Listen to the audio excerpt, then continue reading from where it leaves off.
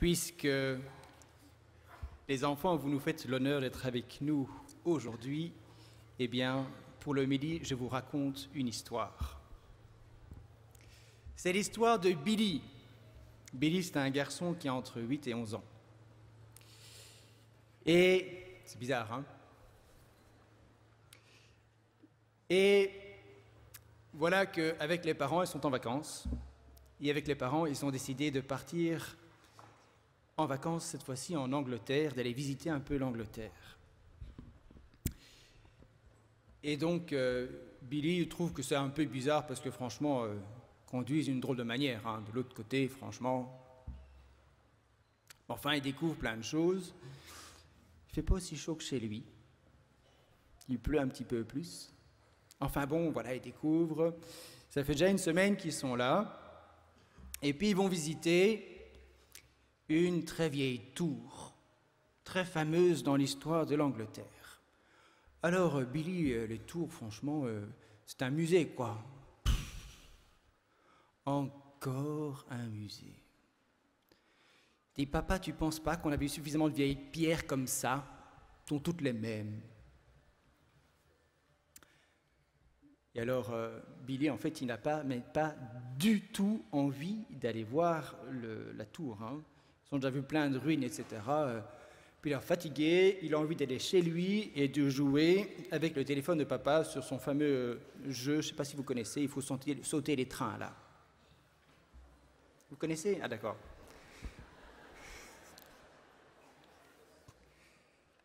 Et alors, papa a dit, non, écoute, Billy, t'as déjà joué une demi-heure, ça suffit, quoi. Hein, ça suffit. Et alors, Billy, vous savez comment il rend le téléphone?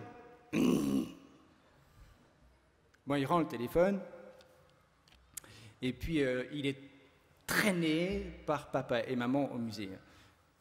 Je ne vous dis pas dans quel état Billy arrive dans ce musée, dans cette immense tour. Alors là, il y avait des hommes, ça c'était quand même un peu sympa, c'était un peu différent des autres, qui étaient déguisés avec un chapeau rouge et puis une tenue rouge, on les appelait des Yeomen. Et alors, comment expliquer? Il parle anglais, et alors Billy, l'anglais, bon ben oui, il a commencé un petit peu à l'école, mais franchement... Et donc voilà, ils sont en train de visiter. Et alors, il y a le Yeoman qui a appris un petit peu de français à l'école lui aussi. Et là, il lui dit, « Et toi, mon garçon, est-ce que tu comprends un peu l'anglais ?» Et alors Billy, il n'ose pas lui dire, « Monsieur, vous avez un drôle d'accent. » Et alors il fait des blagues et il voit, il y a des armures, il y a des hallebardes, etc. Il y a une salle de torture. Oups. Et puis, il y a la chambre du trésor. Alors Billy, il trouvait que c'était nul, mais là, le trésor, vous comprenez. Et il rentre dans la salle, et au milieu, il y a un vieux coffre, juste un vieux coffre. C'est ça le trésor. Alors, il y a le guide, le Yeoman, qui dit « Attends un peu, tu vas voir ». Il appuie sur un bouton et le trésor s'ouvre et dedans, il y avait des pièces d'or très, très, très, très vieilles qui brillaient. Et alors Billy, waouh, incroyable. Et alors il dit au monsieur, je peux en avoir une? Évidemment, la maman de Billy, Billy, enfin! Et puis la visite se termine, mais Billy, il a alors plein les yeux. Le lendemain, c'est le dimanche, et comme d'habitude, avec papa et maman, on va à la messe. Alors déjà, dimanche dernier, ils ont à la messe, c'était en anglais, il n'a rien compris. Alors là, vous comprenez, la messe sur vieux truc. Encore, on y va dire tous les dimanches, ça va, on est en vacances, quoi.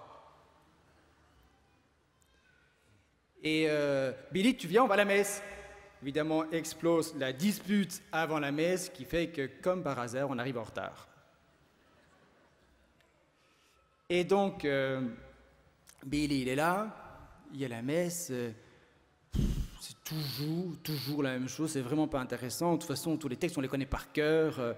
Alors là, le papa de Billy a la sagesse de ne pas faire de remarques, parce qu'il pourrait très bien poser une petite question pour montrer qu'en fait, il ne connaît pas tout par cœur. Mais il se tait. Et voilà que la messe se passe, la communion arrive, et Billy, de toute façon, c'est qu'une bête hostie. Et il communie. Et au moment de communier, il a comme ça dans sa tête une image qui revient, il se souvient du coffre qu'il avait au musée. Alors il dit, bon voilà, je pense au trésor, oui, c'est sympa quoi. Et puis il communie, et puis il ne sait pas ce qui se passe, il essaye de faire de son mieux.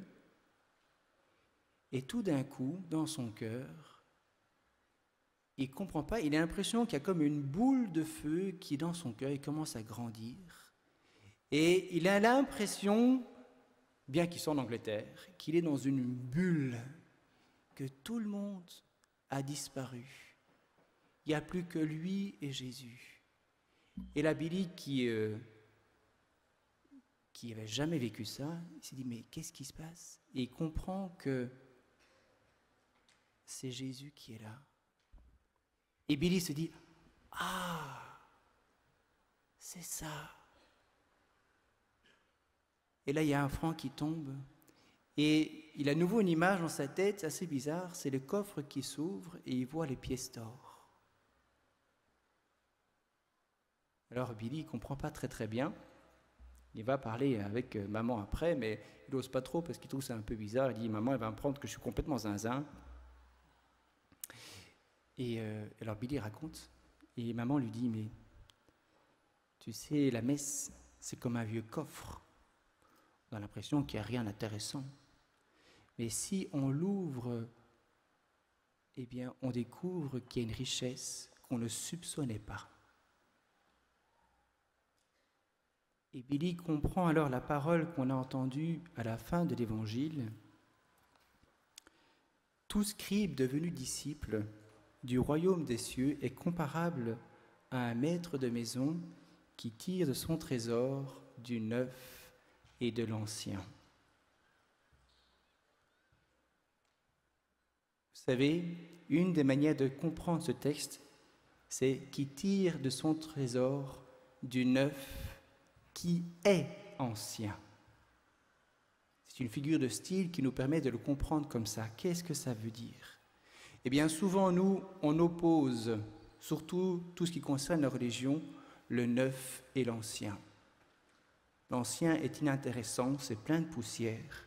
Et alors, on essaie toujours de gommer l'ancien pour trouver du nouveau.